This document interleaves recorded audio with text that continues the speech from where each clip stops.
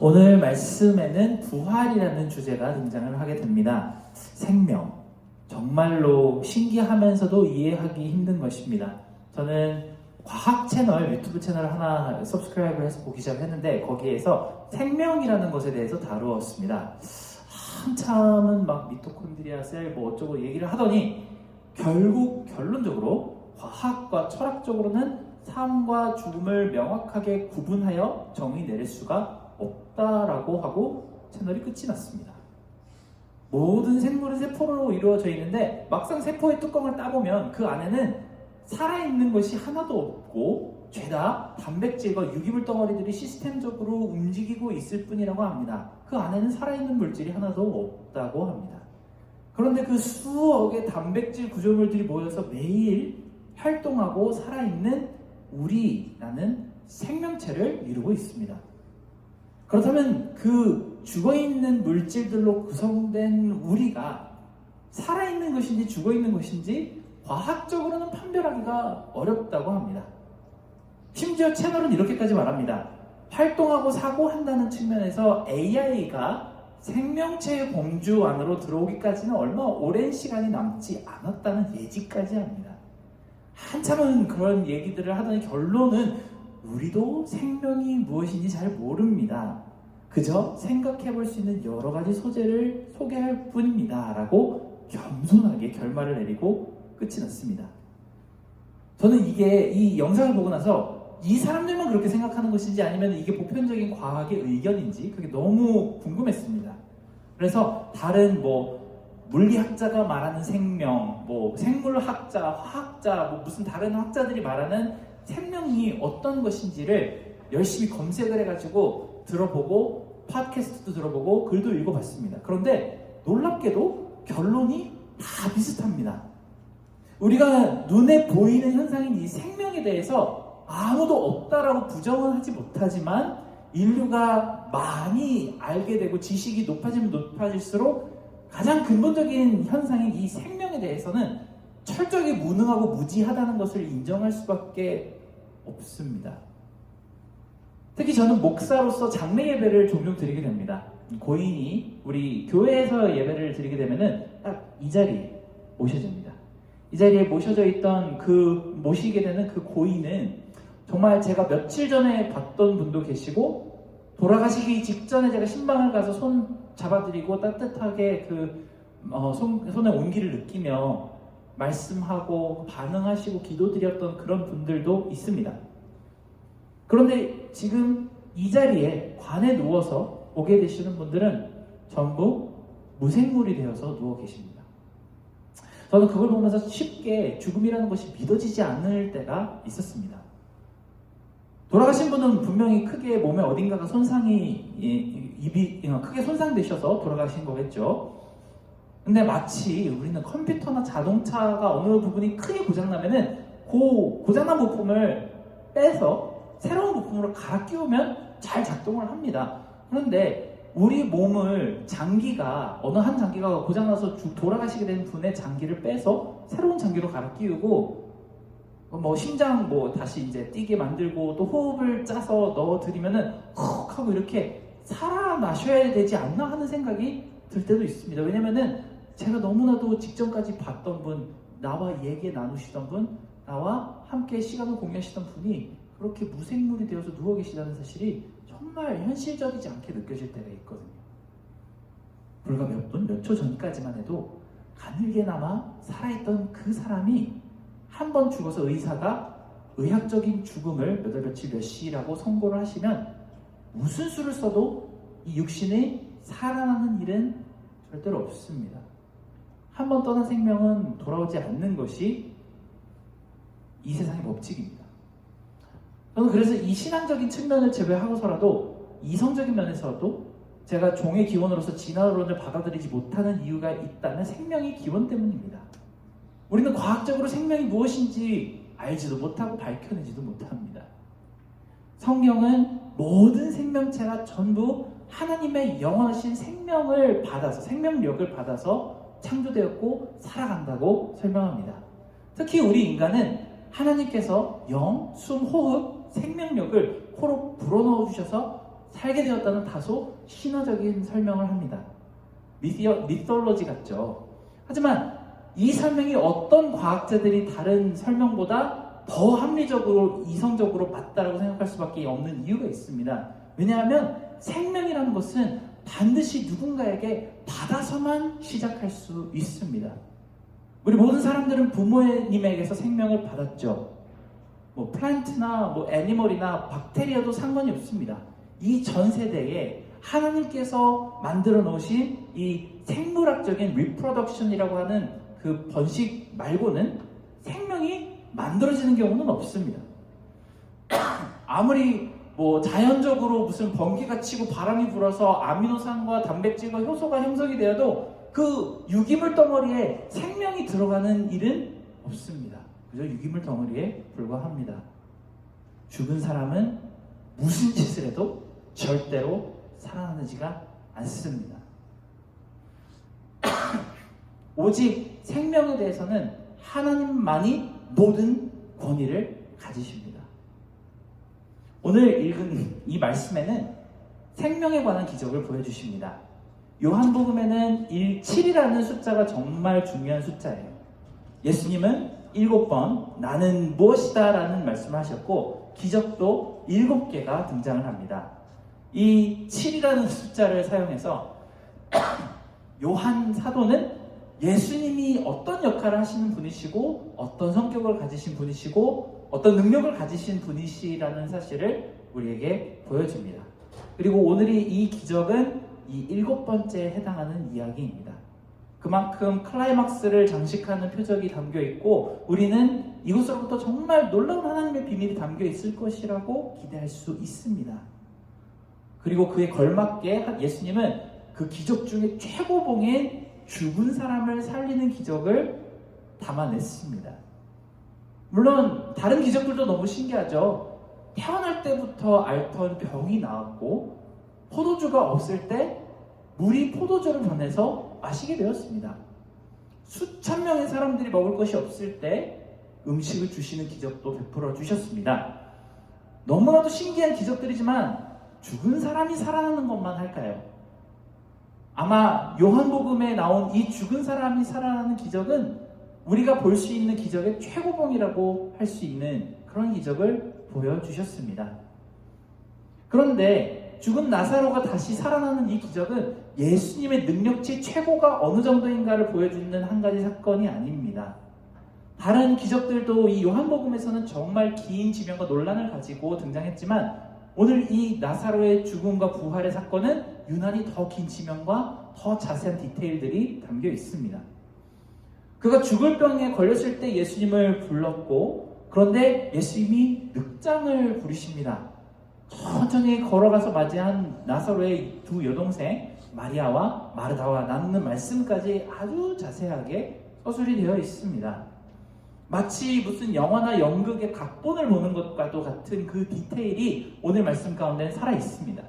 요한은 이를 통해서 오늘 말씀에 나온 이 기적이 담고 있는 굉장히 특별하고 중요한 모라를 반드시 여러분이 알기를 바랬고 절대로 잊어버리지 않았으면 좋겠는 그런 마음을 담고 있습니다. 그래서 우리 모든 예배를 드리는 청년부 한 사람 한 사람들이 그것을 다 가지고 오늘의 말씀 자리에서 떠나시기 바랍니다. 예수님의 사역 초반과 후반에는 여러 가지 차이가 있는데 한 가지 두드러지는 차이가 있다면 처음에 예수님은 내가 누군지 말하지 말라고 하십니다. 사람들이 괜히 예수 그리스도는 메시아다라고 하는 그 지식과 메시아에 대한 그 지식이 낮을 때 괜히 이상한 상상을 하고 옳지 못한 방향성으로 메시지가 퍼져나가는 것을 원하지 않으셨기 때문에 예수님은 병을 고쳐주셔도 누가 했는지 말하지 말라고 하셨습니다.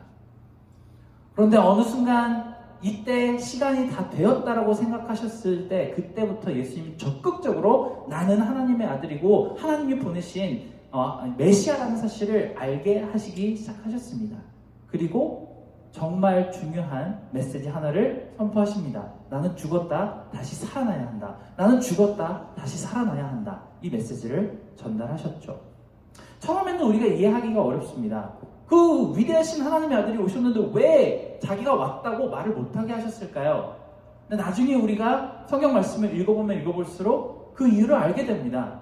내가 메시아로서 죽었다가 십자가에 못 박혀서 죽었다가 살아나야 된다고 그 말을 들은 사람마다 이게 무슨 말이에요, 예수님? 그러면서 예수님으로부터 등을 돌리고 떠났기 때문입니다. 우리는 예수님에 대해서 생각하는, 바라던, 기대하던 하나님에 대한 인상이 다 고만고만한 우리의 인생에 얽매여 있는 한 가지로 있었다가 정말 예수님의 실체가 어떤 분이시고 그분이 우리를 위해서 무엇을 하기 위해 오셨는지를 알게 된다면 그것이 굉장히 우리 마음속에 걸림돌이 될 수밖에 없습니다. 준비되지 않은 사람들에게 예수님은 이 말씀을 하지 못하셨습니다. 하지만 어느 때 준비가 되었다고 생각하시니까 나는 왜 왔다라는 사실을 자연스럽게 이야기하기 시작하셨죠. 그런데 이 십자가와 부활의 사역에 대해서는 사람들이 곧바로 이해하지도 못했고 받아들이지도 못합니다. 평소에 그래도 좀 잘 하셨어야 했는데 예수님 말씀하실 때 비유로 얘기를 굉장히 많이 하셨거든요. 마치 천국은 이렇다, 마치 천국은 저렇다, 뭐 내가 어떤 거지를 아는데 그 사람이 천국에 갔는데 또 다른 부자는 지옥에 갔고 이런 얘기들 하시면서 예수님이 이거 현실을 얘기하고 계시는지 아니면은 가상을 이야기하고 계시는지 헷갈리는 부분들도 굉장히 많았습니다. 그리고 드디어 예수님이 나는 죽어야 하고 다시 살아야 한다라고 얘기했을 때 사람들의 반응은 어땠을까요? 우리는 베드로만 봐도 잘 알고 있습니다. 주여, 절대로 그런 일이 일어나서는 안 됩니다라고 뜯어 말리죠. 사람들의 반응은 다 그랬습니다. 예수님이 직접 하셔야 되는 일을 듣자마자 거기에 대해서 이해하는 사람은 거의 없었습니다. 예수님이 실제로 물리적으로 죽었다가 다시 살아나야 한다는 것을 믿는 사람이 거의 없었습니다.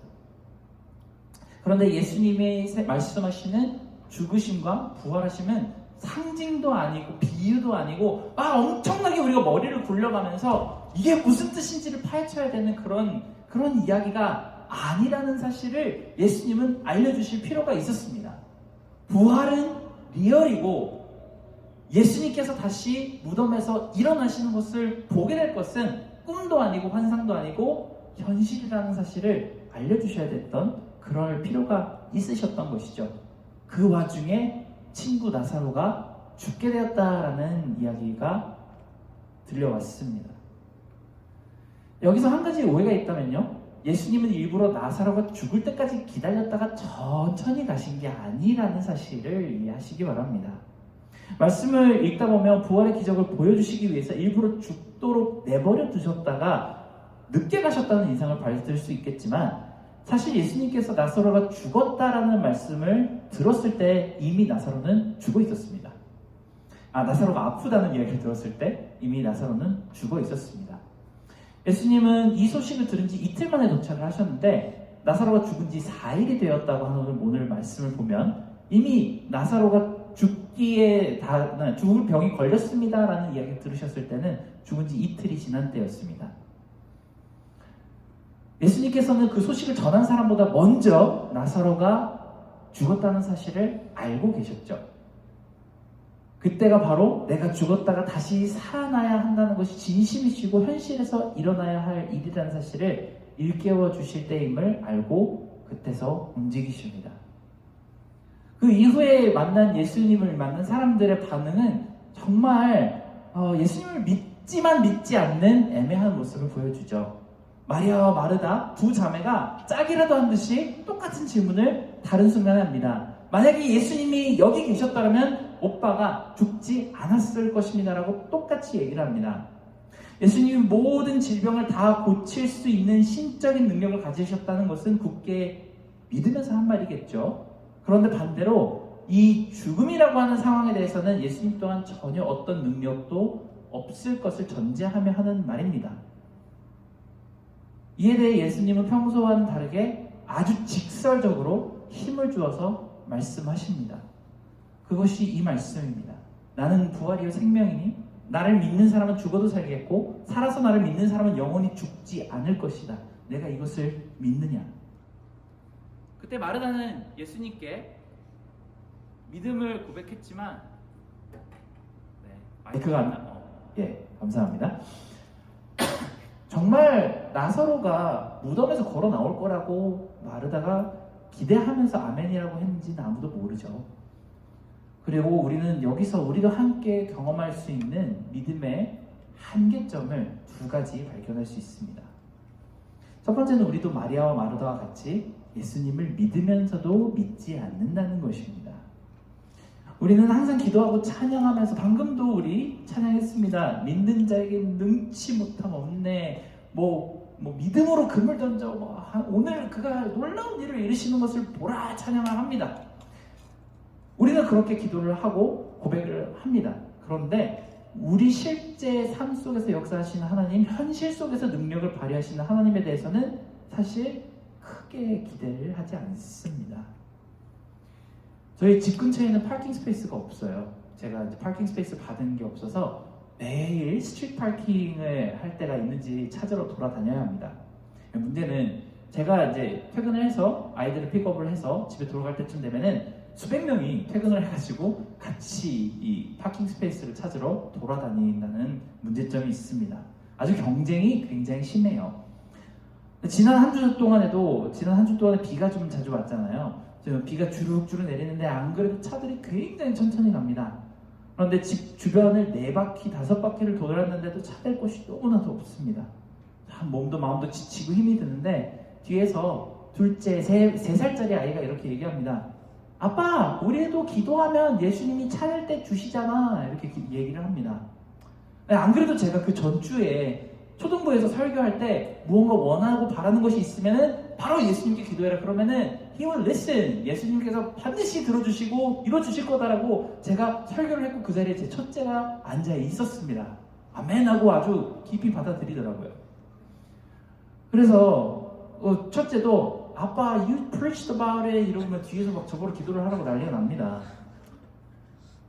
And your pastor dad you pray about it 이런 식으로 아이가 저를 재촉을 합니다. 근데 제가 너무 지치고 차도 너무 막히고 도저히 각이 안 나왔어요. 차가 내가 기도를 한다고 차가 나오겠어요. 이 사람들이 갑자기 이렇게 나오겠냐 그런 생각이 들기도 하고 왜 그런 거 있잖아요. 애들 앞에서 자 주님 자리를 주시겠습니다 믿습니다 그렇게 했는데 안 나오면 어떡해요. 애들이 얼마나 실망을 할지 그거를 마음속에 너무 큰 부담을 가지고 그래 아빠 마음속으로 하고 있어 이러고 얼버무리고 넘어갔습니다. 그리고 또 한 15분이 지났어요. 총 40분이 넘는 시간을 차를 대겠다고 계속 빙빙 돌다 보니까 애들도 지치고 다들 짜증이 막 나기 시작했습니다. 첫째가 alright, I'll do it 그러고 지가 기도를 하기 시작합니다. 진짜 진지한 목소리로 갑자기 손 모으고 한국어로 영어만 쓰던 아이가 한국어로 기도를 하기 시작했습니다. 하나님 감사합니다. 우리 지금 파킹 스페이스 필요해요. 자리 하나 주세요. 그리고 늘 감사합니다. 예수님 이름으로 기도합니다. 아멘. 저는 그 아빠로서 믿음을 가지고 이렇게 순수하게 아이가 기도를 한다는 모습이 너무 기특하잖아요. 그래서 야, that was the best prayer I've ever heard. 그리고 칭찬을 한마디 했거든요. 무슨 일이 일어났을까요? 갑자기 제 바로 앞 파킹 스페이스에 되어 있던 차가 불이 빡 들어오더니 훅 나갑니다. 둘째는 갑자기 깔깔거리면서 신나서 웃고 첫째는 아주 시크하게 자기가 기도했으니까 당연히 일어난 일이라고 만화책을 펴더니 막 보고 있습니다. 저는 막 와우, is this real? 그러면서 막 차를 댔죠.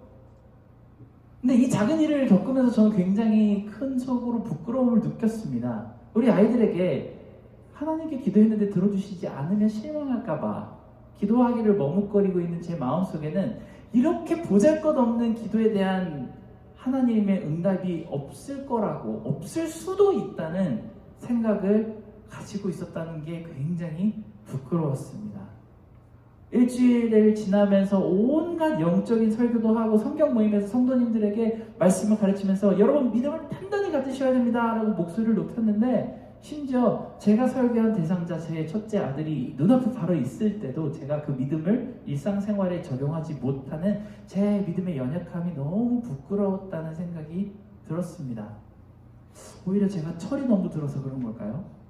제가 너무나도 원하면서 기도했던 그 기회와 자리와 그리고 필요한 재물들을 너무 오래오래 기도해봤는데 하나님께서 제가 원하는 그때 들어주지 않으셨기 때문에 실망했던 기억이 있어서 저도 이번에도 그렇게 되면 어떻게 할까라는 것이 두려워하는 마음이 있다는 사실이 제 속에서 보였습니다.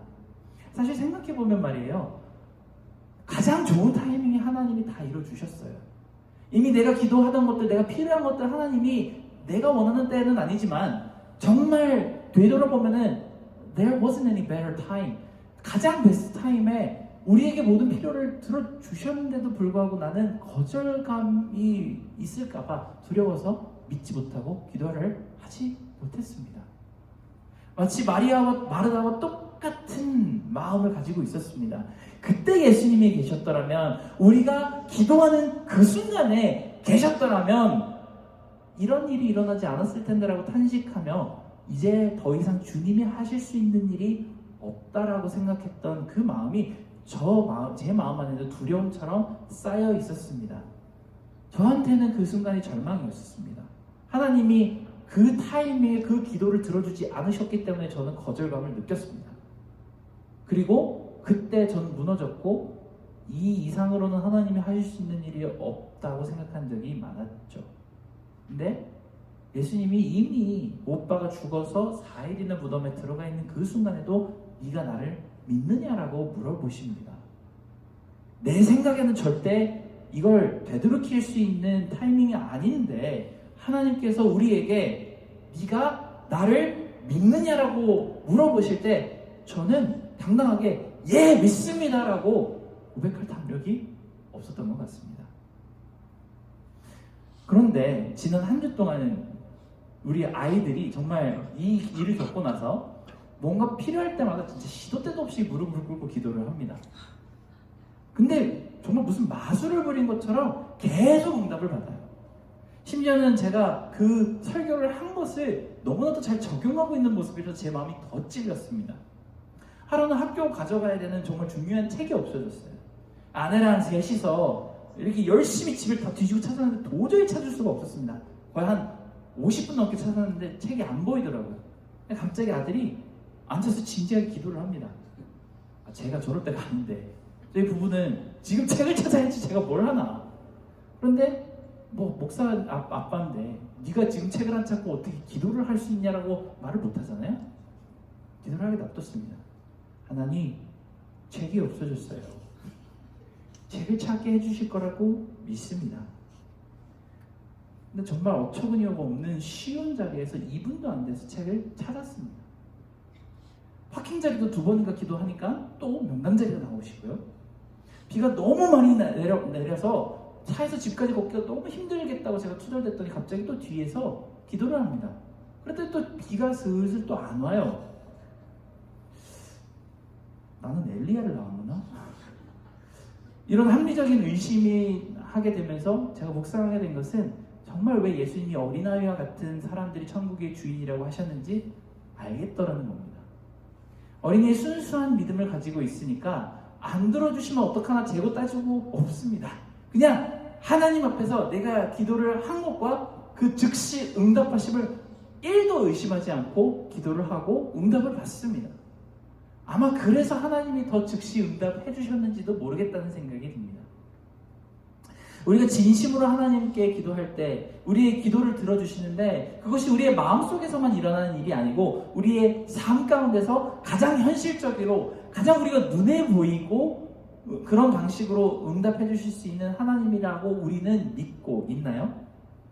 그저 슬플 때 우리 마음속으로 심리의 위로만 주시는 하나님이 아니고 아주 작게는 이 정말 혼잡한 뉴욕 스트리트에서 파킹 자리 하나 달라는 그때부터 은행잔고가 제로로 마이너스로 될 때 하나님께 기도하는 것과 꼭 내가 만나야만 하는 사람들을 만나게 해주시는 그 하나님의 현실 속에 일하시는 능력을 우리는 믿고 있습니까?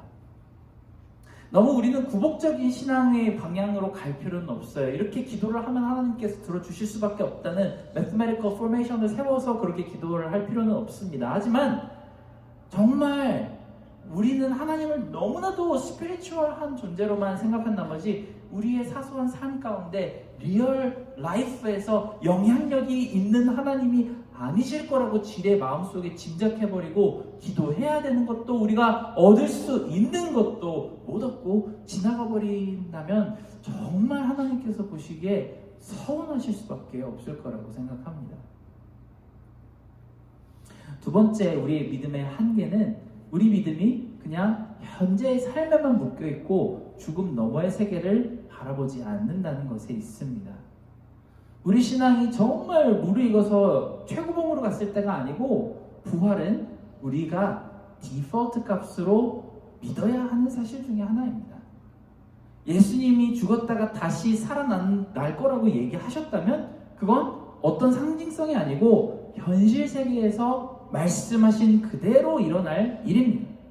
우리가 죽어도 하나님께서 부활하게 하시고 예수님 만나게 하시고 아무런 물리적, 사회적, 심리적인 제한이 없는 그런 모습으로 영원히 살게 하신다고 하시는 말씀은 어떤 상징이나 우리가 그 안에서 다른 의미를 찾아야 하는 철학이 아닙니다. 리얼입니다.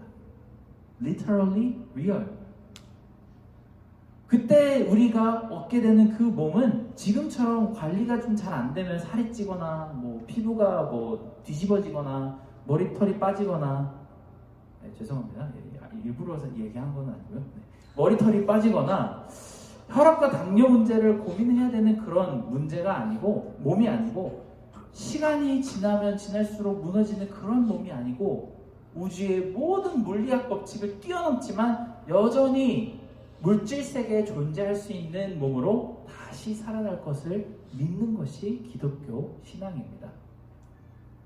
그때는 우리가 육체 가운데 가지고 있었던 모든 즐거움을 훨씬 더 큰 만족감을 가지고 누리게 될 것이라고 설명합니다. 예수님이 부활하신 다음에 제자들과 함께 맛있게 구운 생선과 빵을 드시며 식사하셨던 것처럼 우리가 맛있는 음식을 다 먹으며 느끼는 그 황홀함이 어디 가지 않을 것입니다. 좋아하는 풍경을 보며 눈에 담을 때 가득 차는 아름다움을 느낄 수 있고 향긋한 과일과 꽃냄새를 맡으면서 마음이 행복해지는 것을 느낄 수 있는 것이 부활의 몸입니다. 좋아하는 사람의 손을 붙들고 느끼는 체험과 설레임도 거기에 여전히 있습니다. 하지만 손저림과 땀 차는 것은 없을 것입니다. 친밀한 친구들과 밤을 새서 이야기를 해도 몸이 피곤하지 않을 것이고 잠시 침묵을 하며 쉬어도 전혀 어색함이 없을 곳이 바로 우리가 부활한 다음에 삶이 될 것입니다. 이런 것들은 사실 믿는 사람들이 부활한 몸을 상상하면서 지어낸 말들이기 때문에 그때 얼마나 이런 생각들마저도 조잡했는지 알고 민망해할지도 모르겠습니다. 그만큼 우리는 부활한 몸에 대해서 현실적인 소망을 가지게 될 것을 예수님께서 말씀하십니다. 우리에게 죽음은 끝이 아닙니다.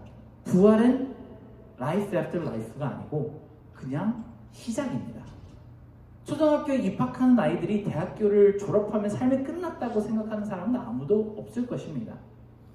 대학을 졸업한다는 것은 그냥 준비가 끝난 것이죠.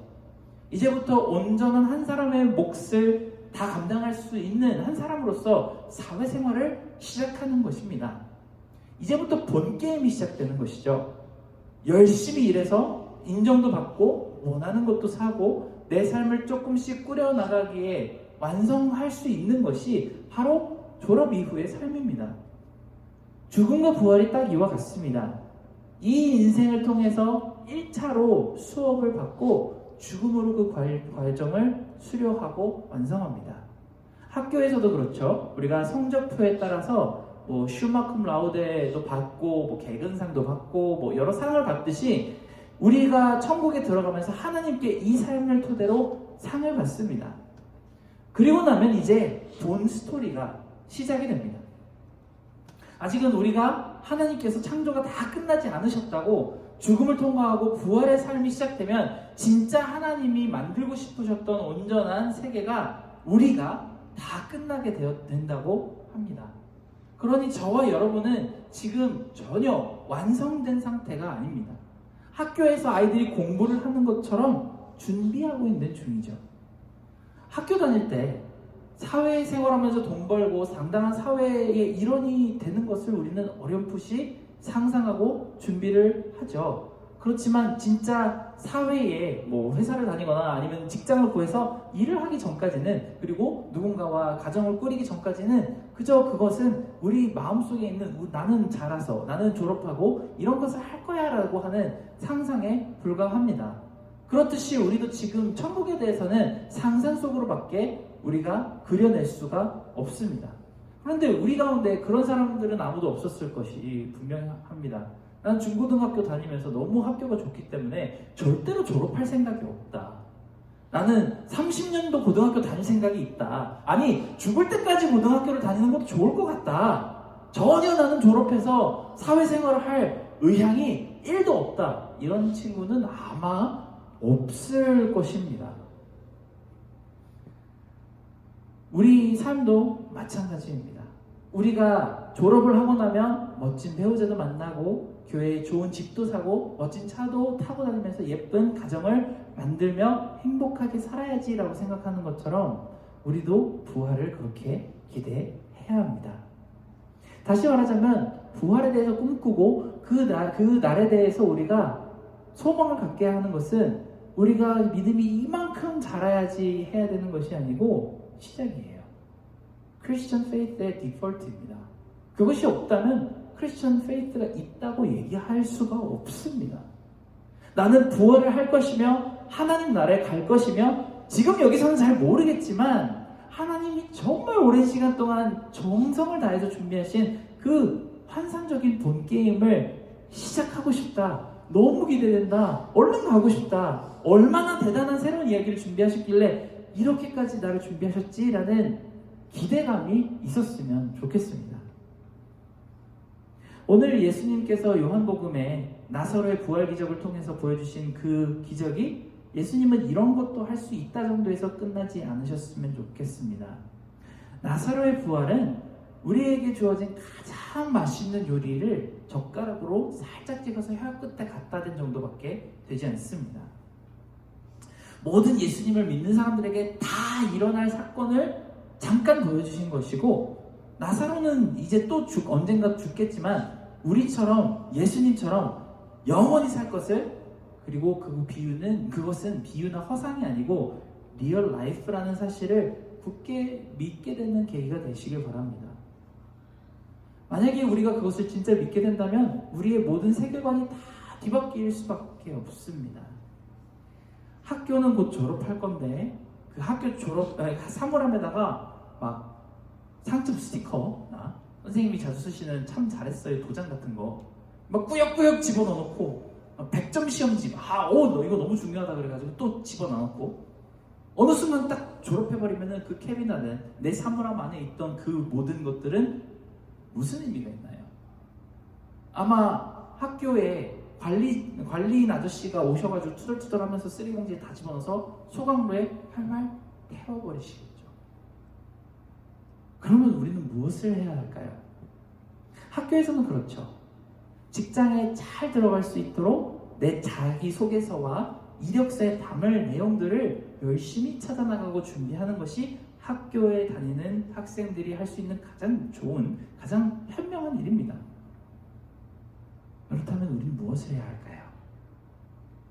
여러분이 천국에 들어갈 때 하나님 앞에 내밀 자기소개서와 이력서를 열심히 만들어 나가시는 그런 현실의 하루하루가 되시기 바랍니다.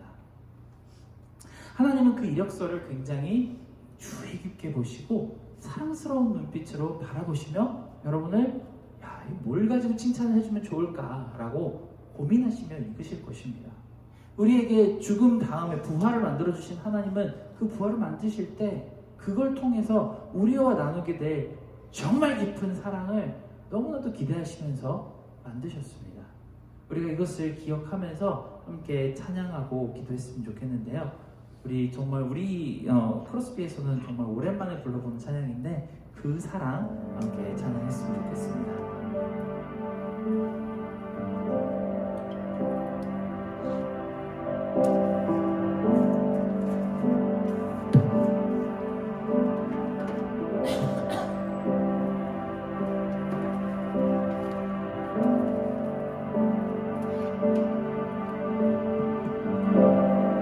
함께 찬양하겠습니다.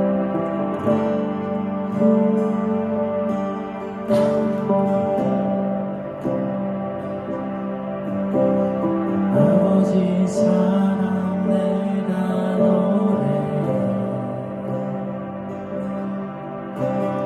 아버지 은혜 내가 노래해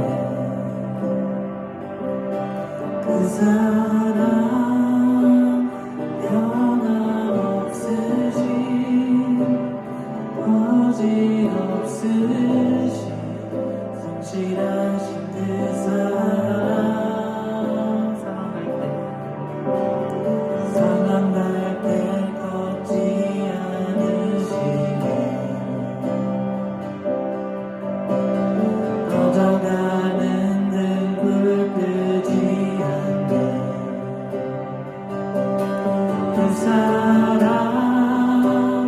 변함없으신 거짓없으신 성실하신 그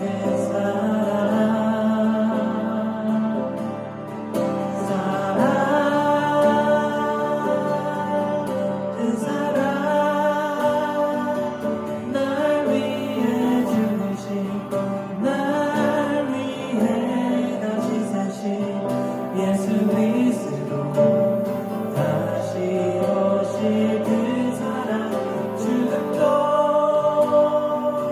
생명도 천사도 하늘의 어떤 권세도 끊을 수 없는 영원한 그 사랑 예수 한 번 더 찬양하겠습니다. 아버지 사랑 내가 노래해 아버지 사랑 내가 노래해 아버지 은혜 내가 노래해 그 사랑 변함없으신 거짓없으신 성실하신 그 사랑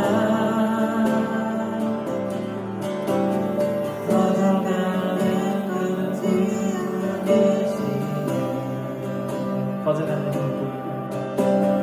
꺼져가는 등불 끄지 않네 그 사랑 변함없으신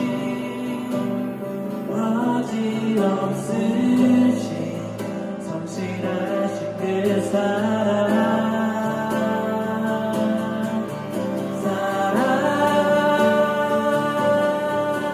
그 사랑 날 위해 죽으신 날 위해 다시 사신 예수 그리스도 다시 오실 그 사랑 죽음도 생명도 천사도 하늘의 어떤 권세도 끊을 수 없는 영원한 그 사랑 예수 그 사랑 날 위해 죽으신 날 위해 다시 사신 예수 그리스도 다시 오실 그 사랑 죽음도 생명도 천사도 하늘의 어떤 권세도 끊을 수 없는 영원한 그 사랑 예수 영원한 그 사랑 영원한 그 사랑 영원한 그 사랑 예수 영원한 그 사랑 예수 우리가 잠깐 기도했으면 좋겠는데요 우리가 예수님께서 들은 그 말씀들은 다 현실입니다. 아무리 비유로 말씀하셨더라도 그 일들은 우리 삶 가운데, 우리 영원한 생명 가운데 반드시 일어날 일들을 말씀해 주셨습니다. 우리가 믿음을 가지고 부활에 대해서도 다시 한번 바라보고, 생명에 대해서도, 그리고 우리의 삶에 대해서도 다시 한번 바라보면, 나는 정말 믿음을 가지고 살았던 것인가, 아니면은 믿음이 있는 척을 했던 것인가, 정말 믿기는 믿되 전부를 믿지 않았던 마리아와 마르다의 모습과 같은 그런 삶을 살았는가, 아니면 정말 모든 것들을 다 신뢰하며 예수님께 의지하는 그런 삶을 살았던 것인가. 내가 믿습니다, 주님. 네, 믿습니다, 아멘이라고 대답했던 그 마르다의 그 목소리가 우리에게서도 나올 수 있도록 함께 그 믿음을 위해서 같이 기도하겠습니다.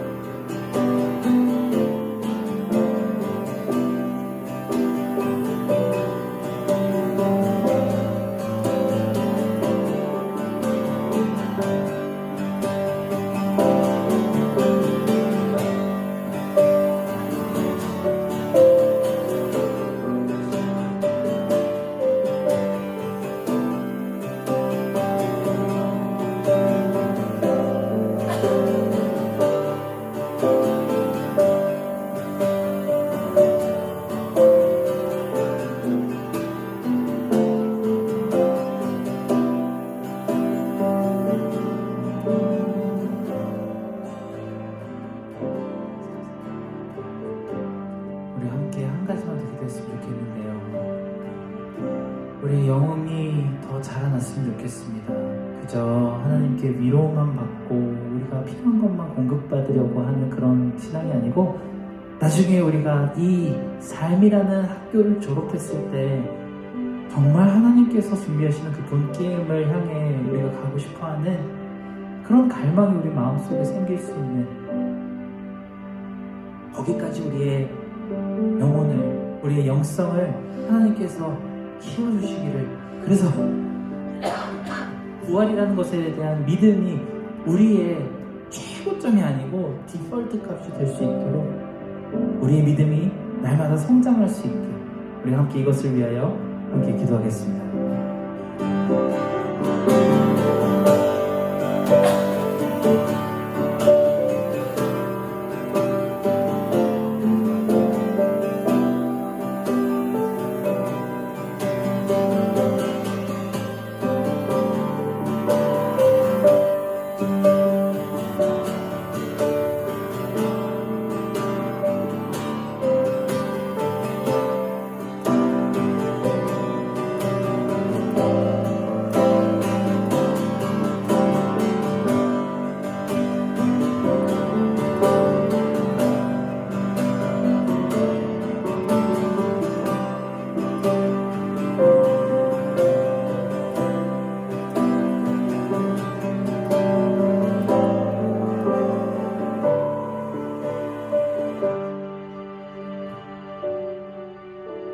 사랑하는 하나님, 우리에게 정말 깊은 믿음을 주셔서 우리 그냥 겉핥기만 가지고 있는 그런 믿음이 아니고 우리 일상생활을 바꾸실 수 있는 하나님을 믿게 해주시고, 우리의 생명마저도 죽음에서 다시 한번 일으키실 수 있는 하나님이심을, 그렇게 하실 하나님이심을 믿는 믿음을 갖게 하여 주시옵소서.